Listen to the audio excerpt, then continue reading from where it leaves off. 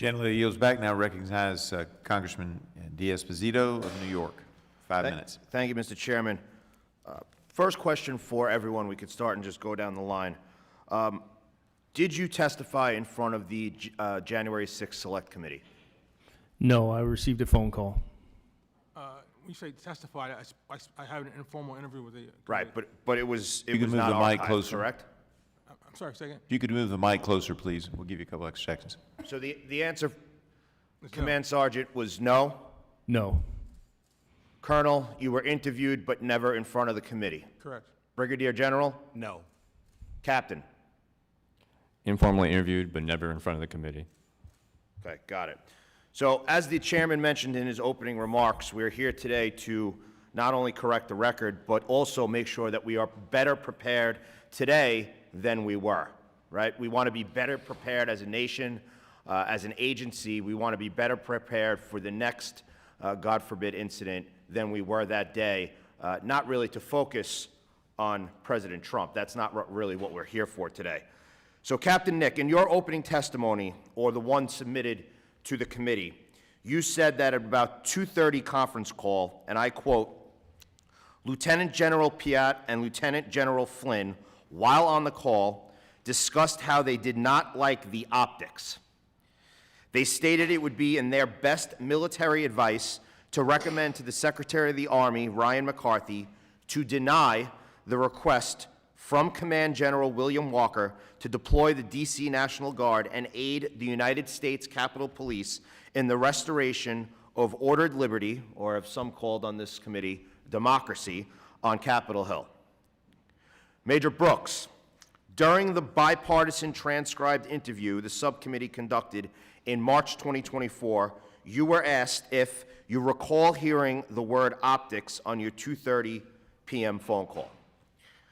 You responded, yes, and I quote, General Flynn and General Piat both made numerous comments about the optics of having the Guard on the Capitol and how they would much prefer that the Guard relieve MPD officers elsewhere in the city so that they could respond to the Capitol, close quote.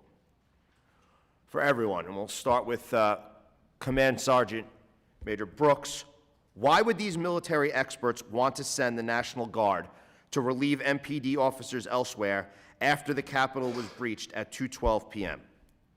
In my opinion, it was a senseless recommendation. The logistics and the amount of time it would have taken to replace individual MPD officers across the city would have taken way too much time, and it would have been even further delayed. I think the key term there is senseless. Colonel. So their whole attitude was that this mission was for law enforcement. They never wanted D.C. Guard to be in the streets in the first place. They didn't ever want to approve the 350.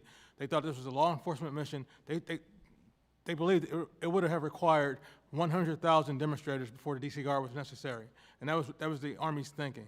So they wanted, and they also said they wanted no involvement in the politicization of the, or no involvement in the electoral certification process. No, they wanted no DOD role there. So that was their attitude. So we were not allowed to be east of 9th Street. So, which is where the Capitol is. We're not, you know, we had to have the Secretary of the Army's approval to move 3 unarmed guardsmen in 1 block. Right, so sounds like baseless decisions. Brigadier General. So I did hear the word optics, and they did use it, especially, specifically, General Piat, I know, said optics. And his concern was he did not want soldiers or airmen on the Capitol grounds with the Capitol in the background. And so they were giving every other reason why we should be around the Capitol, away from the Capitol, and not responding to the Capitol. And part of what I believe is, I believe that they're unfamiliar with our true capabilities and what we're really designed to do as the National Guard. Can you say that again for everyone to hear? I think they're unfamiliar with our true capabilities and what we're designed to do as the National Guard under Title 32. Precisely. Captain. I did hear the word optics also, and General Piat and General Flynn did say it wasn't in their best military advice to recommend to the Secretary at this time to approve that request. And I only have 30 seconds, but I would just like to go down the line once again and answer this question. Was it clear at the time that the #1 priority was to restore order or to protect the safety of members of Congress, staff, or visitors here at the Capitol complex? Captain. Absolutely. No, that was not.